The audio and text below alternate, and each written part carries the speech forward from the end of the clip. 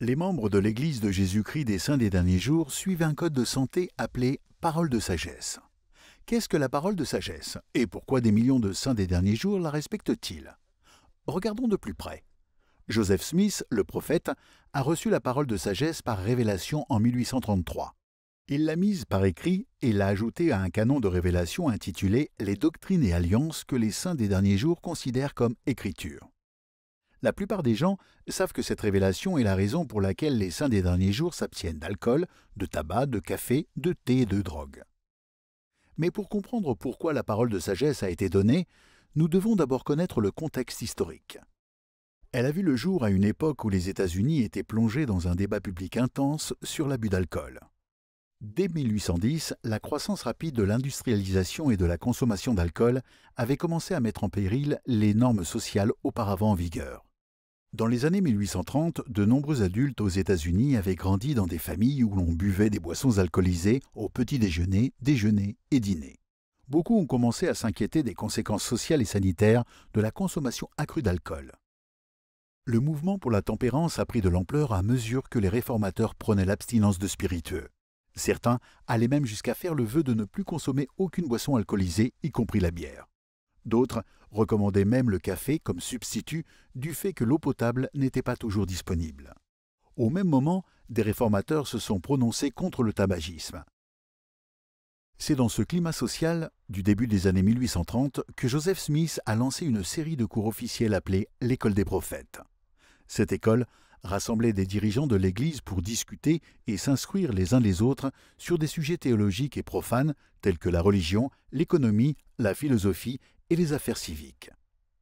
Les participants fumaient, chiquaient et crachaient du tabac à l'endroit même où Joseph donnait des cours et consignait les révélations.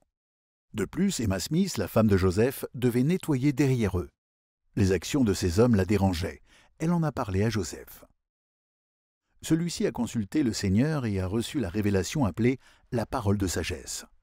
Elle guidait les saints par rapport à plusieurs questions soulevées par les réformateurs, tout en résolvant les préoccupations spécifiques d'Emma.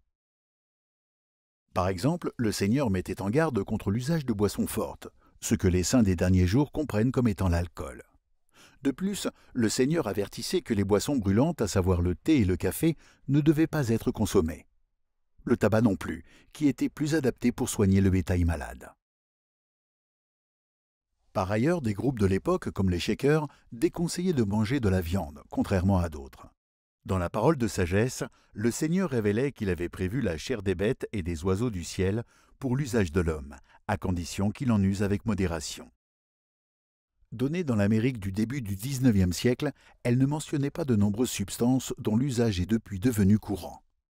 Leur production massive se développant, les dirigeants de l'Église ont encouragé les saints des derniers jours à faire preuve de bon sens et à éviter les substances nocives pouvant créer une accoutumance.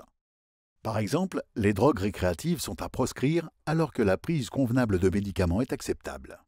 Dans la parole de sagesse, le Seigneur met aussi en garde contre les conspirateurs, présageant ainsi un déferlement de toxicomanie, de dépendance et de mort. Pour les saints des derniers jours, la parole de sagesse est plus qu'un simple code de santé. En la respectant, ils apprennent à contrôler leurs appétits et à se maintenir en bonne santé, mais cela les rend également dignes d'entrer dans le temple et leur assure des bienfaits spirituels. Plus important encore, le respect de la parole de sagesse améliore la réceptivité à la révélation personnelle par l'Esprit du Seigneur. Bodke Packer, apôtre du Seigneur dans l'Église de Jésus-Christ des Saints des Derniers Jours, a dit « Un objectif fondamental de la parole de sagesse est en rapport avec la révélation.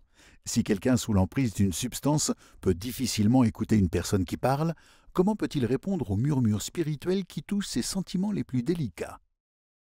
Aussi bonne que puisse être la parole de sagesse comme loi de santé, elle pourra vous être encore bien plus bénéfique sur le plan spirituel que sur le plan physique. Récapitulons. Qu'est-ce que la parole de sagesse? Et pourquoi est-elle si importante pour les saints des derniers jours? La parole de sagesse est une révélation, accompagnée de la promesse du Seigneur que les personnes qui en suivent les directives seront en meilleure santé. Il leur promet également davantage de bonheur, de sagesse et de bénédiction spirituelle. Mais surtout, la parole de sagesse montre que Dieu nous aime. Il veut que nous soyons en bonne santé et réceptifs spirituellement à ses paroles. Maintenant, vous savez.